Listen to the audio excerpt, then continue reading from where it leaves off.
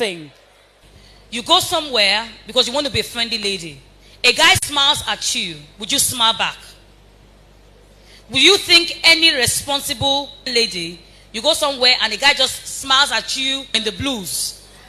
Now, as a married woman, for example, if a guy smiles at me, I'm not going to smile back. Because if I smile back, I might be giving a wrong signal. So how can I, because a woman must be sure that she's not giving the wrong signal. So how can I not smile back, but people will still pick from my attitude that I'm a friendly person? Okay, like Pastor Bimbo said, smiling back could mean a lot for a married woman. Now, for a single person, I don't even want anything. Maybe I've had cause to talk to the person and I'm not really interested. But the fact that the person smiled at me, I might not smile, but I won't keep a straight face.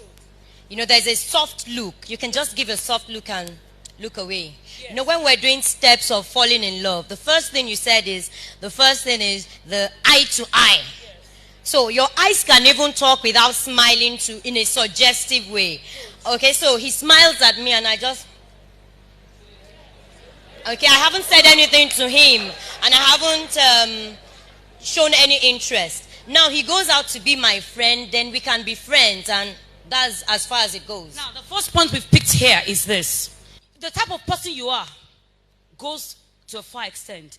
If you are a godly and nice person, without smiling back, because you have a good heart towards that person, there's a way you look back at the person that he won't feel you are prideful, or he won't think you are impolite. The fact that you don't smile back doesn't mean you're going to have a cocky look or give him a bad look. That's the point I'm trying to make. The person can still pick that, oh, she's just a decent person. There's a way you will look back without smiling. You won't frown. You won't look, in a very haughty way. But just look back and then take your face. Now, if the person now wants to talk to you, he will still come. Because the look you've given him is not a condescending look or a prideful look. Now, when he now comes and starts to talk to you, then you can say, oh, I'm so sorry. I didn't smile back because, I have my values. But I now see what is that. Then you can now smile and you are yourself and the person will understand. It will be a plus for you. What can a brother do that will make you feel that he's a friendly person? Okay. All right? And what can put you off a guy that you're attracted to? Okay. What can he do that will put you off him, even though you're attracted to him? Okay. What can make me think a brother is friendly? Okay, people walk into a room. Like, let's paint a scenario. Two people walk into a room. One person just goes, he's so full of himself. That's it. Okay. Okay. Because I believe everybody in life has something to add. Good. So you don't look down at anybody. Beautiful. Okay, so you walk into a place, you don't have to go around shaking everybody. Maybe that's not your temperament. But how you walk in. How you walk in. How you conduct yourself. How you conduct yourself. Beautiful. Your body language. Your body language. This is you should very be just important. Calculated, just...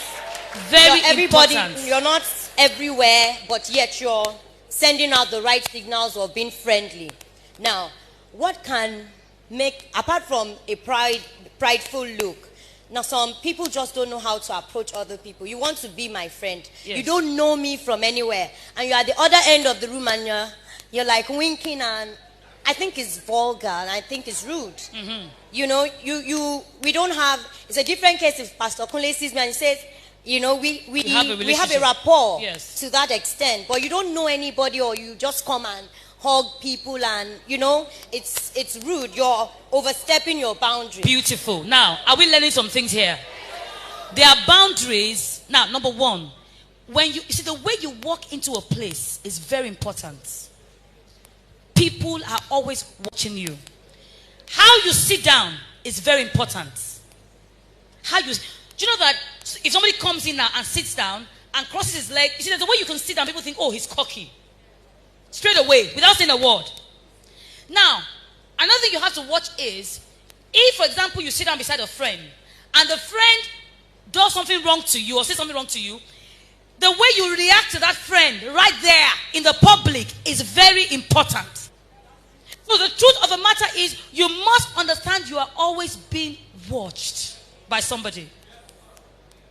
You are always, and you see, I don't have to speak to you to get an impression about you. And that is where you have to be careful as singles. Because there you are, you're a single lady, and you don't know that somebody has got an impression about you already. And maybe the person goes to a friend and says, that lady goes to your church. What do you think about her? That guy might not have spoken to you once, but he has spoken to you. Because he will have something to say about you. Body language is the greatest form of communication. Body language, the Bible, communication experts say that when you are trying to get a message to somebody, your words play 7%. In other words, 7% of your words carries your message. 38% of your tone carries your message. And 55% of your body language carries your message. In other words, what you don't say is what people are hearing. Most of the time, it is not what you say that people hear, it's what you are not saying. It's your tone, it's your stance, the way you move, how you behave, your body talking. That's why somebody is miming, you can get exactly what he's saying. And then when you even say, your tone is saying a lot.